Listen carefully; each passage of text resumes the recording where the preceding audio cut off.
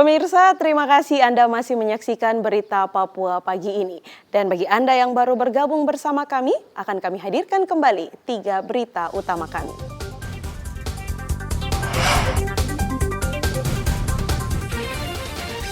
Polisi imbau simpatisan Gubernur Lukas NMB tidak berkumpul di Koya Tengah. 3 orang yang diduga melakukan aksi makar di Bandara Sorong ditangkap polisi. Penjual tahu dan tempe di Merauke memperkecil ukuran tahu dan tempe dagangannya agar tidak merugi.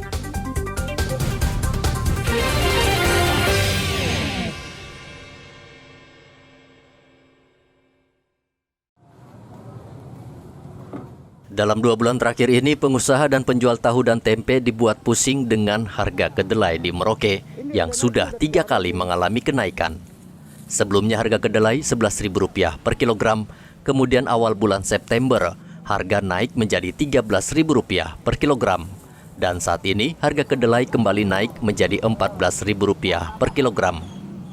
Pedagang tempe dan tahu di Pasar Wamanggu tidak bisa berbuat apa-apa dengan kenaikan harga kedelai ini. Mereka mengaku tetap menjual tempe dan tahu, tetapi juga khawatir pembeli semakin berkurang. Dengan harga kedelai sebesar Rp14.000 per kilogram, keuntungan mereka juga semakin tergerus karena pedagang maupun pengusaha belum berani menaikkan harga. Tukijo, penjual dan pengusaha tempe tahu mengaku ia biasanya sehari mendapatkan keuntungan sekitar Rp60.000. Kini hanya sekitar Rp30.000 dalam sehari. Tukijo dan pedagang lainnya terpaksa bersiasat dengan memperkecil atau menipiskan ketebalan tempe dan tahu agar tetap laku. Pak Haji, untuk kenaikan kedelai ini sudah berapa kali kenaikannya Pak Haji? 2 kali? Sudah 3 kali. 3 kali ya? Dari mulai harga berapa Pak Haji? Sekarang sudah 14 ini terakhir ini. Dari sebelumnya berapa itu? Dari 11 sampai 12 terus sekarang 14 ini. 14 ya? Pak Haji, kedelai itu kan cukup tinggi harganya. Nah, bagaimana dengan keuntungan penjualan tempe tahu ini Pak Haji? Namanya kan nyadari penjual itu kan yang pembeli agak marah-marah ya jualnya stabil, cuma bikinnya itu ya agak kecil sedikit. Ukurannya diperkecil ya Pak Haji? Dikurangi sedikit saja. Tapi keuntungannya gimana Pak Haji? Nipis, sedikit sekali memang. Berapa persen itu sampai penurunan itunya Pak Haji? Kalau waktu yang lalu ya banyak sekali mana dapat 60.000 untungnya biasa itu, terus akhirnya sekarang tinggal 40.000, 30.000 begitu untungnya satu. Kendati sudah bersiasat, kenaikan harga kedelai ini juga menyebabkan penjualan tempe dan tahu menurun di Pasar Wamanggu. Para pedagang khawatir harga masih bisa naik lagi dan dipastikan akan memukul usaha mereka. Muhammad Ridwan melaporkan dari Merauke, Papua.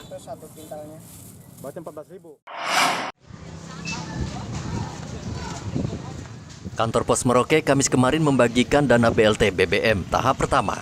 Setiap warga penerima manfaat mendapatkan uang sebesar Rp150.000 setiap bulan untuk meringankan beban ekonomi akibat kenaikan BBM. Namun banyak warga yang tidak mendapatkan dana BLT ini, padahal sebelumnya nama mereka tercantum dan telah menerima BLT lain setiap bulan. Kejanggalan ini menuai protes dan kebingungan warga. Sudah cek nama? Sudah cek, tidak ada. Tidak ada. Ibu tinggal di mana? Tinggal di Kelurahan Mule. RT berapa? RT 4. 4. RW 1. Kalau yang lalu ibu dapat? Dapat. Dapat juga. Nah ini kan nama tidak ada ini. Lalu ibu bagaimana rasa kecewa? Kecewa. Kecewa. Nah sekarang mau kemana? Tidak tahu kemana nih. Mau ke kantor dulu cek dulu ya? Iya. Sudah cek nama ini? Iya sudah, tapi tidak ada. Tidak ada nama? Iya, tidak Tinggal ada. di mana? Jalan Sulawesi, Jalan Sulawesi RT berapa? RT 1, RW? RW 1. RW 1 juga? Iya. Nah untuk yang lalu kau dapat tidak? Tidak. Tidak ada juga? Iya tidak ada. Terus sudah cek di mana nama ini? Ada baru data yang cek lagi di sini. Tidak ada. Ini nama tidak ada terus mau cek di kantor lurah lagi? Tidak, langsung ke rumah saya. Langsung ke rumah? Tidak cek di kantor lurah dulu tidak? Tidak. Oh. Ada 17.000 orang yang mendapatkan dana bantuan pengalihan subsidi BBM di Merauke. Kantor pos menghimbau pada warga yang tidak terdaftar untuk bertanya di kantor kelurahan masing-masing. Muhammad Ridwan melaporkan dari Merauke, Papua.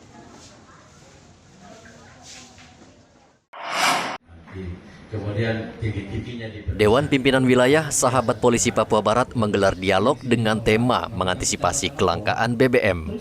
Dialog menghadirkan 4 narasumber, akademisi, Pertamina, DPR, dan tokoh masyarakat, diikuti organisasi mahasiswa.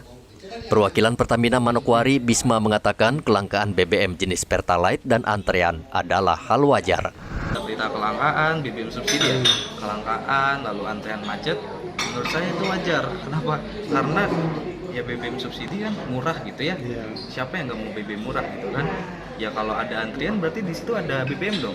Kalau misal langka ataupun habis berarti nggak ada antrian dong di situ, ya kan? Jadi menurut saya antrian itu wajar.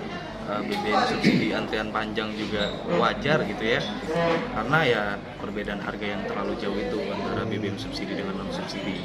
Artinya wajar karena kuotanya tidak mencukupi atau artinya wajar karena kuotanya tidak mencukupi atau wajar banyak faktor. Yang pertama antrian nih, masalah antrian nih. Yang pertama BBM itu murah, ya kan?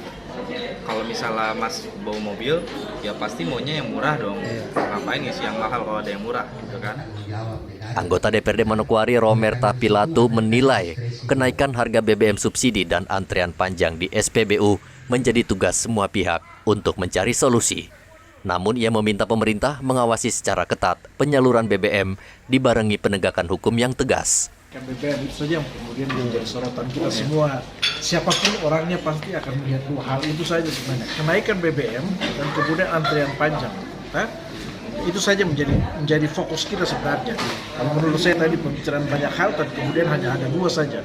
Ada masalah yang terjadi di antrean dan kemudian ada kenaikan BBM yang secara terpusat itu sudah dinaikkan oleh pemerintah pusat.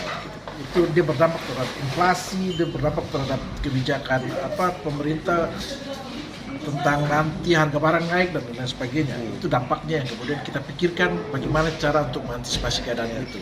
Kalau antrian BBM sampai dengan antrian BBM Pertalite hari ini memang ada banyak solusi, ada banyak masukan yang kemudian harus kita pikirkan bersama.